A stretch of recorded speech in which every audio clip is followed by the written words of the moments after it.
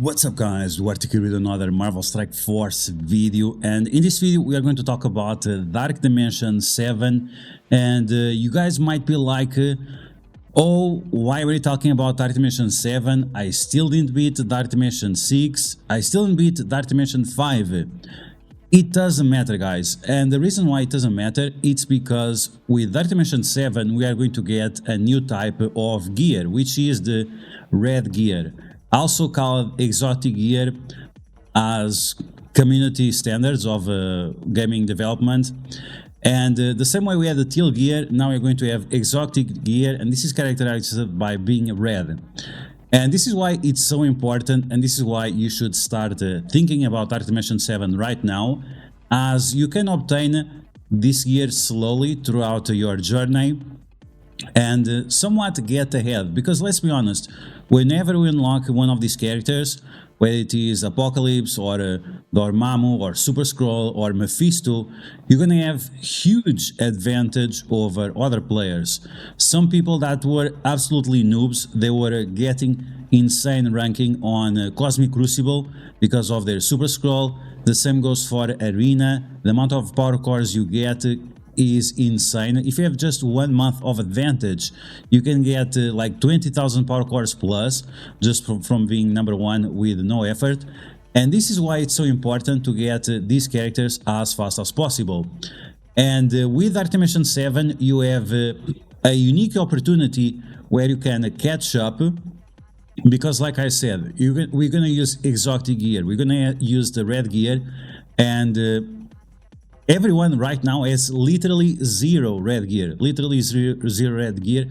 As soon as it gets introduced, you should start on working as fast as possible. So in this video, we are going to talk about exactly what you need to prepare, how should you organize your roster and your daily routine in order to catch up to these, and making sure that as soon as level 100, gear tier 19 and Dark Dimension 7 show up, you are ready to go. So as always, if you like the information on these videos, make sure you share it with your friends on Facebook and Discord.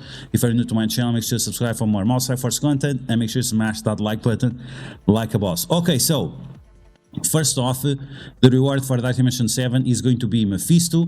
We can expect Mephisto to be a single trait mystic character, not a dual trait like Doctor Doom or Kestrel. And to unlock Mephisto and to complete Dark Dimension 7, we are going to require several traits.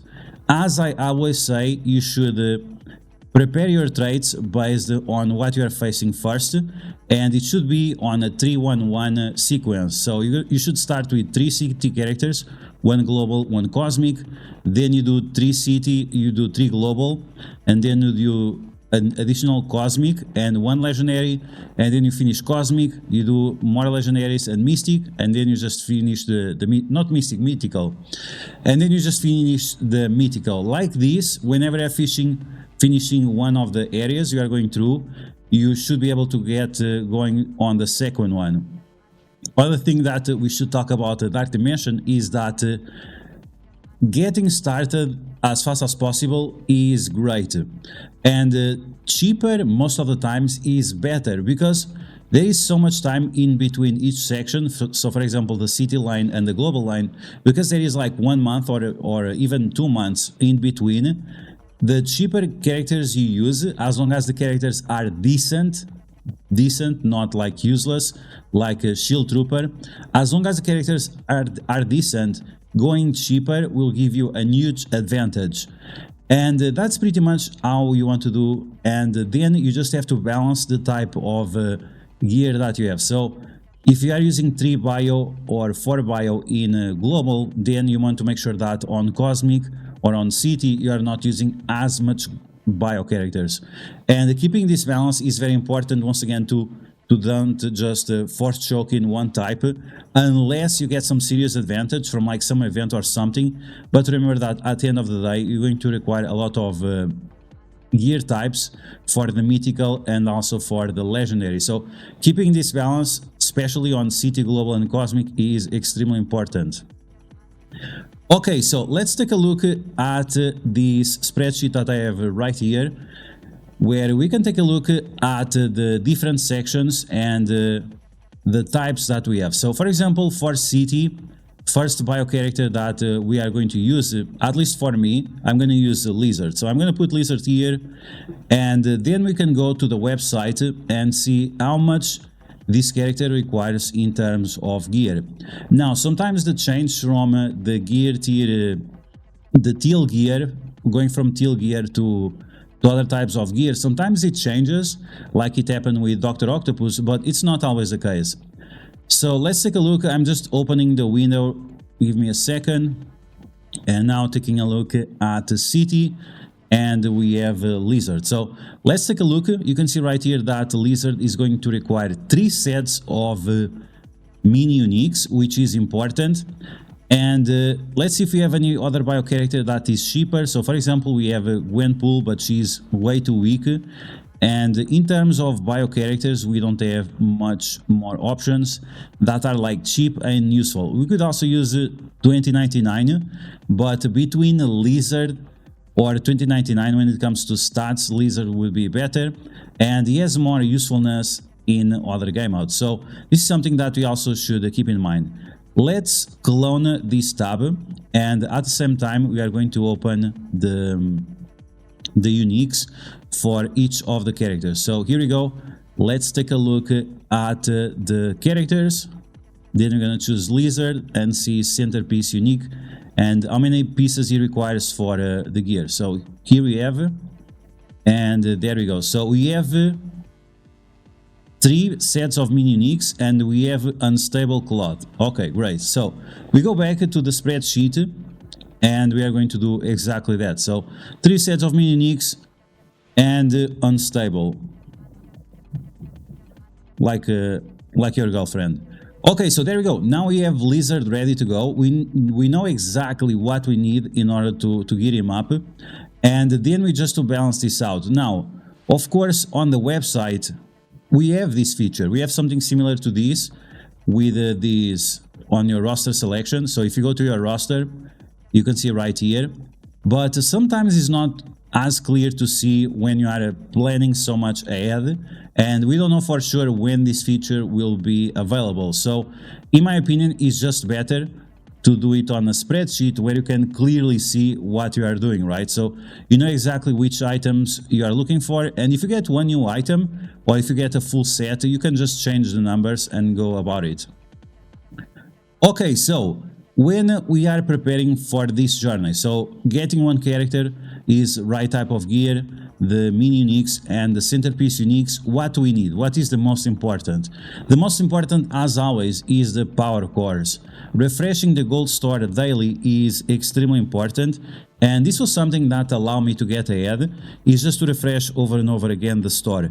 Now, at the beginning of this journey, we are probably going to get only 3 slots of the exotic gear or red gear, because this is how Scopely is gonna choke us, right? We might get one slot where it has the centerpiece uniques, and we might have other slots where we just get the normal origin gear, because this is the thing, it's brand new. No one has mini uniques, no one has the origin gear, no one has the catalyst, no one has nothing. So the more power cores and gold you have available, the faster you can progress to this journey. And of course you have to be ahead on your raids, because this is usually where you get most of the gear as well. So super important is making sure that you have around 300 power cores to spend per day. So if you really want to start thinking this long term, you should start saving your power cores, making sure that you at least you have like 10,000 or so, and using the bare minimum to complete the events. The events usually these days, all you have to do is to just get the monthly item and leave that event alone. And this is exactly what you should do, and this is how you can save a lot of power cores. It's just not using them. It's the best way to go about it. Then, of course, the second most important thing is going to be gold. Obviously, because we have to buy the gear from the store, and it's very unlikely that this gear will be available through Cosmic Crucible or through Alliance Wars. Maybe they'll make it available on Cosmic Crucible, because right now Cosmic Crucible as a game mode doesn't sell as very well, just because you are getting 4 diamonds per per week, and this might be an additional incentive that they will make it for you to play Cosmic Crucible. And finally, we have the training materials. And the training materials, of course, is the least important because this is going to be when you start leveling up your characters and so on.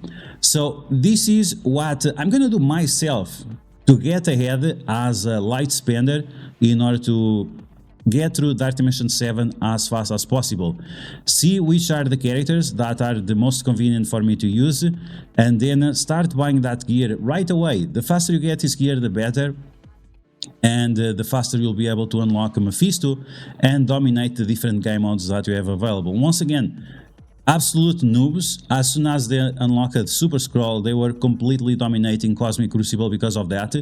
And then you get all the parallel rewards or the secondary rewards from that, which is the diamonds, which is the Dark Diamond credits that will allow you to gear up your Apocalypse, your Super Scroll, and even your Mephisto.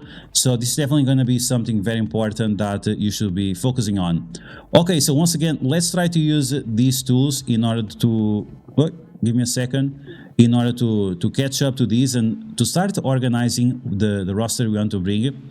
So I'm a big fan of Sinister Six, so I would like to bring Vulture as my tech option, and then I would like to bring Craven. So these are characters that are somewhat cheap and that will allow me to progress quite a lot. So taking a look at these characters individually, let's take a look at Sinister Six. Vulture, I already know uses Hammer Tech, and this guy, I think he uses Molecular Cloth. So that's going to be somewhat easy to obtain. Let's see, so we have the Molecular Cloth, okay, and we have the Hammer Tech. So let's go back to the spreadsheet. So second character, we are gonna bring Tech. Vulture is going to require 2 pieces of mini uniques and uses the hammer. Hammer T, okay, so hammer is enough. And then we have the skill character, which is Craven. Mini uniques, I think he uses 3, I didn't confirm for sure, but I think so. And then Molecular. Okay, so there we go. Now we already know for sure what we are doing with our characters. We still need 1 mutant, but I'm waiting for next patch to see if we are getting a new city mutant team, a city mutant character or not. Here we can already put Robbie, because I think Robbie is going to be one of the best characters to use here, and he's going to use Miasma. Okay, so it's looking good, right? We already have the list of the characters that we want. Now we're gonna start global, and for a global you don't want to use the same centerpieces uniques. So not only you have to be careful if you're using Mystic or Bio or Mutant or whatever, you also have to be careful with the Miasma. So for example, on global you don't want to use Miasma. On Cosmic, you might use Miasma, but it's still not recommended. And then on Legendary is when you might start to consider Miasma, or on Mythic. So you want to make sure that you have a few slots in between the first section where you use and the second time you use the same unique to give you enough time in order to farm it. So I would definitely say whatever you are using on City, use only for Legendary or Mythic. And the Miasma is definitely going to be a problem for those sections. So, for example, for a Bio, we could be using Tigra. She's cheap and she's Bio. She's very cheap actually, but she's super fast. Characters being fast, that's also going to be important. And then we have for tech, we also have the Lady Deathstrike. She would be a great option here. And for skill, Black Widow is still a fine character. And the other two we have to decide. We could put Gambit here. Gambit is also cheap. And then Mystic, we have Spider Weaver. So there we go. We already have the best options for each section. But of course this is subject to change, but this is something that we're going to talk about in the future. Okay, so if we open a few more slots here, let's just open a few more. We can talk about what is important for the characters that we are choosing. So diverse in terms of types, diverse. And then we have then we need fast for sure, with survivability mechanics. So survivability. I apologize for the grammar Nazis. Then we need cheap, of course. Cheap is also important, and that are somewhat useful in the meta, right? You don't want to invest on characters that are absolute letdowns, and you're never going to use them or on defense or on offense on whichever game mode. So these are going to be some of the factors that you want to consider when we are choosing the characters, and it seems like the ones we chose so far, they somewhat fit in this, and also flexible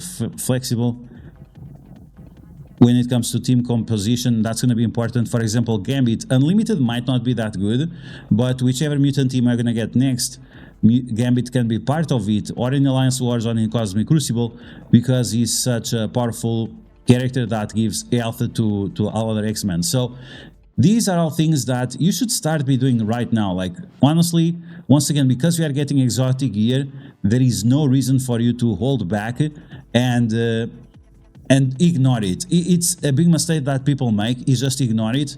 It's like that the story, the rabbit versus the turtle, or the ant versus the cricket or something. They just ignore the fact that the one is faster than the other, or the winter is coming, or whatever, and they don't start to prepare. And this is a big problem for Marvel Strike Force. While this is a hero collector game, at the end of the day, it's also a resource management tool, and this is how you win many times at the game, is making sure that you start saving your resources or start preparing your resources as fast as possible in order to get ahead. So these are my thoughts about Dark Dimension 7, what you should start preparing in order to get ahead. And once again, this is with level 100 coming around February, and then the red gear, the exotic gear, coming in March. And finally, we might have Dark Dimension 7 coming in April or early May. But you guys let me know in the comments below, are you guys excited for Mephisto? Do you don't really care about Dark Dimension 7? Are you still struggling to get to Dark Dimension 6? Let me know of that in the comments below. And as always, if you like the information on these videos, make sure you share it with your friends on Facebook and Discord. If you're new to my channel, make sure to subscribe for more Marvel Strike Force content, and I'll catch you guys later.